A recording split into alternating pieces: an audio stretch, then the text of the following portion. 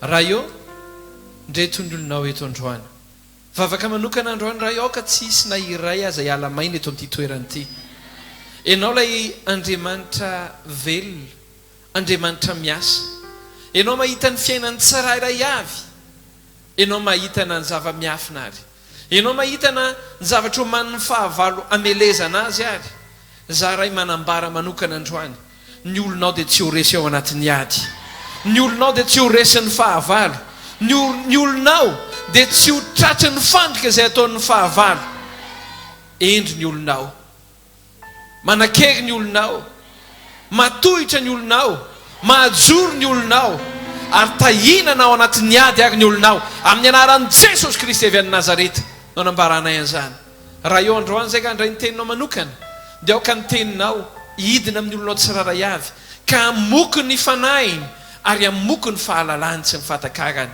androany ary aoka hietry ny nofo ahatakatra ny saina irehitra ny fanahy hietry ny nofo ahatakatra ny saina irehitra ny fanahy amen afaka mahazo ny toeranao ianao a ampifaliana no arabanantsika tsiraray avy amin'ny anaran'i Jesosy Kristy tompo ary iresakitsika androany hoe ahoana ny atonga ny herin'Andriamanitra ho votsitra eo amin'ny fiainanao aveko hoe ahoana ny atonga ny herin'Andriamanitra ho votsitra eo amin'ny fiainanao tenin'Andriamanitra efa haitsika loatra Luka 9:7 hatramin'ny 9:7 tiako anaraka tsara ianao satria tokony hisy vokatra ianao mandeha mivavaka tokony hisy vokatra ianao mivavaka tsy maintsy misy vokatra ianao mivavaka lazao mafy be hoe tsy maintsy misy vokatra hoe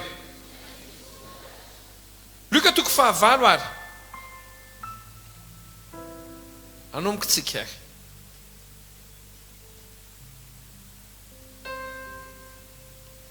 Luka 9:7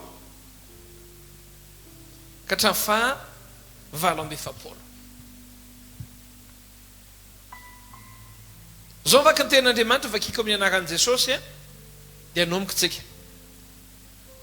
efa hainao loatra ilay tantara hoy ary nisy vehivavy anankiray narary 12 taona izay efa nandany ny fananany rehetra tamin'ny mpanao fanafody nefa tsy nisy nahasitra anazy akory dia nakao ivon'i Jesosy raha vehivavy ka nanendry ny somotra viavin-dambany ary niaraka tamin'izay dia nijanona ny aretiny naninao ny ary hoy Jesosy iza moa no nanendry ahy ary rehefa samy nanday izy rehetra dia hoy Petera sy ny namany tompoko ny vahoaka betsaka mifanety ka manizina anao fa hoy Jesosy nisy olona nanendry ahy fa fantatro fa nisy herin'ny vahoaka avy tamiko naninao ny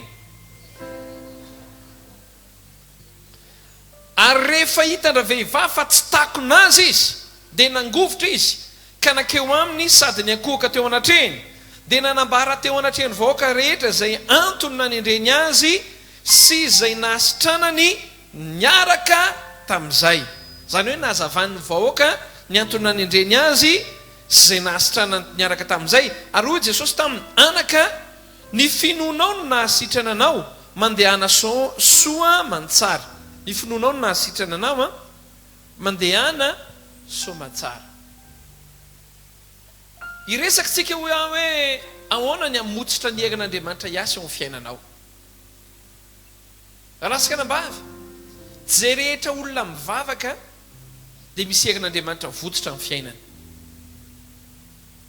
ohatrany manahirana be mieritreritra an'izany nefa fahamarinana le izy raha misy olona arivo mivavaka ao tsy voatery ny olona arivo mivavaka no hidina ny herin'Andriamanitra sy iasan'ny herin'Andriamanitra nefa ireo olo ireo dia mivavaka nefa ireo olo ireo dia makao amin'ny tranon'Andriamanitra nefa ireo olona rehetrarehetra ireo dia manana baiboly mihaino toriteny magaga ao anatina fiangonana anankiray misy olona arivo ia nefa misy olona 20 amin'ireo mandray mirakla dia ny 700 zany nanatrika mirakla za mba manonona hoe anisan'le mandray mirakla ne ianao tsy le mpanatrika fotsiny ianao fa le tena miaina le midinao aminao mihitsy le miracle. Ahoana ary mahatonga ny hoe mba raiso an-tsaina nisy olona manjatony be dia be nanodidina an' Jesosy nefa anankiray ihany no nandray miracle. Ohatrany amin'ny andro ankehitriny eny tena be dia be tsika ny eto amin'ny fiangonana fa fiky manana fijogona vavolombelona. Tsy amelantsika ka tsy kakazan'ny olona mpijogo vavolombelona amin'izay ianao hianatra sy alala zavatra ianao androany. Ino hoe ako fa iverina ako a dia andeha moramora mba ahatonga anao araka tsara. Narary le vehivavy. Rehefa narary le vehivavy dia nanandrana zavatra be dia be izy fa tsisy nandaitra na nyray azy. Mino zao fa nanandrana hanitra mipatsaka izy. Inona daholo ny karazana zavatra fantatritsika? Nanandrana karazana tambavy be dia be izy.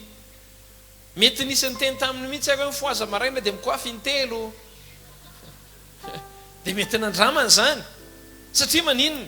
Rehefa te ho sitrana ny olona, ninona tenenina azy dia ekena. Za mba hiteny aminao hoe nisy tamintsika reto zao nanao nisy takodomena dia mba hasitrana anazy dia tsy teneko le zavatra nataony. Ka tsy marina ary ve zany e? Satria maninona? Rehefa marary ianao, rehefa mafy manjo anao tena tediavinao. Ninona tenenanao hoe zao mahasitrana dia ataonao. Na tenenina ary ianao endana manenjika tanalahy anankitelo dia endaso dia lay voronony dia sotroy maraina ataondro rivo milaza aminao ako na tarondro ary ataonao. Ka mafy loatra le manjoanao. Ka tsy zany ve? Le vehivavy ty rehefa narary nakany ampanao fanafody maro samihafa ny ekeny daholo zay tany.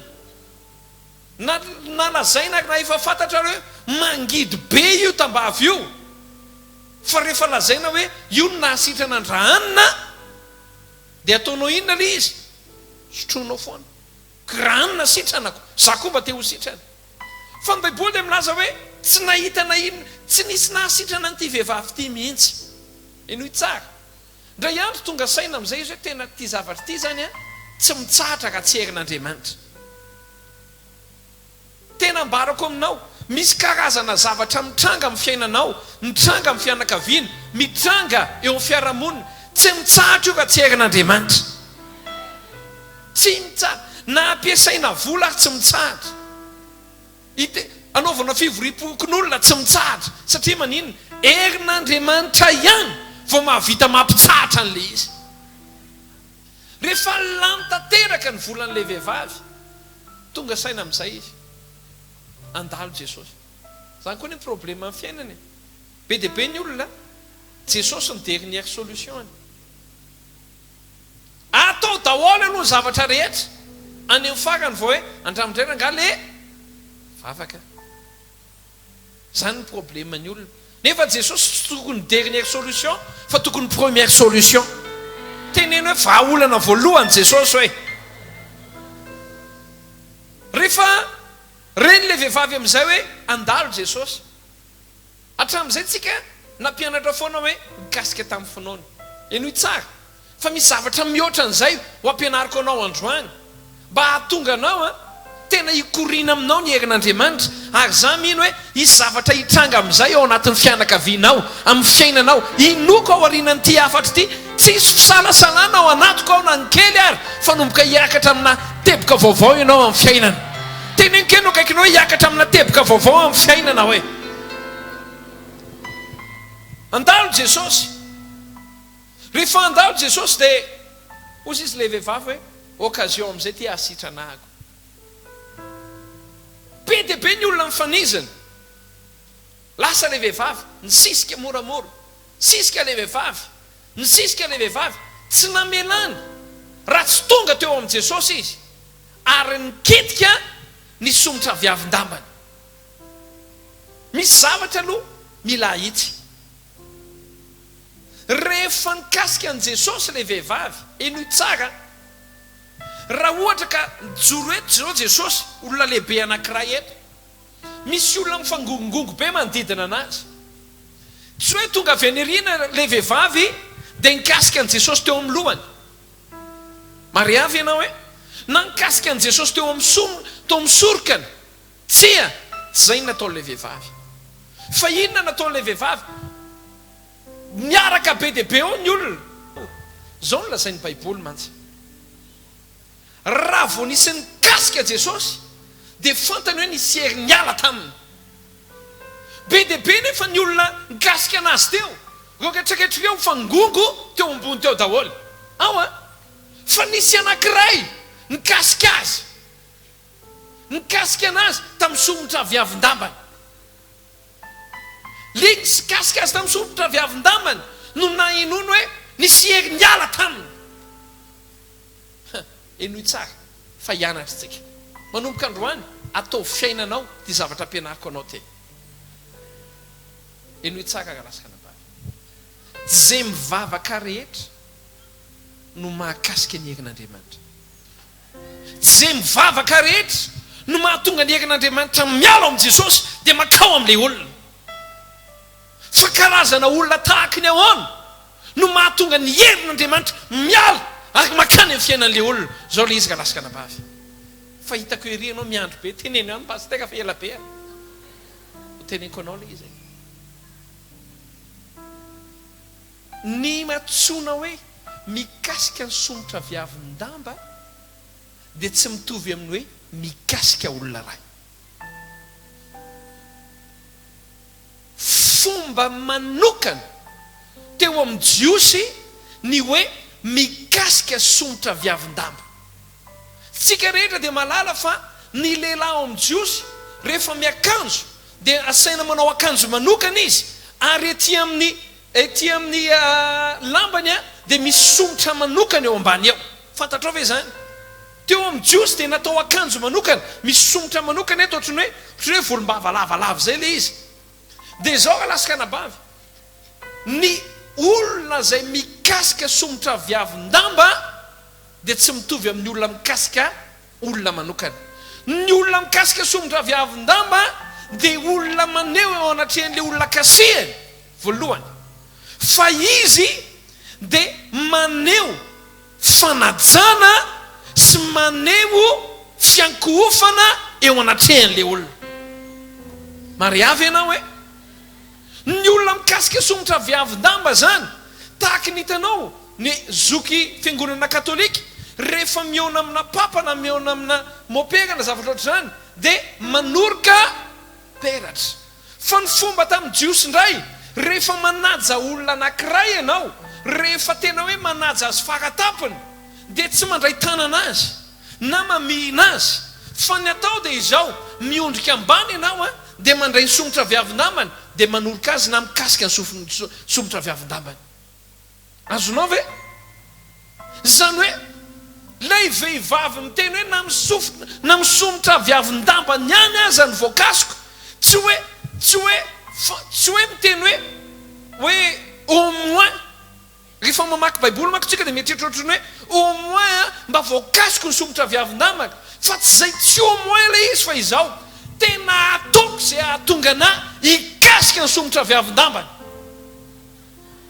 azonao ve ny différence tsy hoe au moins mba voakasiko izy fa ataoko zay hikasihana ny somotra viavin-dambany satria maninona te aneo azy ahako fa za tena manaja azy tanteraka te aneo aminy ahako fa za dia tena mpanompo ny tanteraka ny olona zay mikasika somotra viavin-damba dia milaza hoe tompo za dia mpanomponao mariavy ianao hoe zany hoe le mikasika somotra viavin-damba zany dia maneho anatrehan'le olona fa izao dia manaja anao faharoa izao dia mpanomponao ary fahatelo izao dia mba tiako hikoriana n'ilay zavatra zay ao aminao na hoe tiako hikoriana n'ilay hery na lay fahefana avy aminao le mikasika somotra viavin-damba zany tsy mitovy aminy hoe peo ny dimy rotompo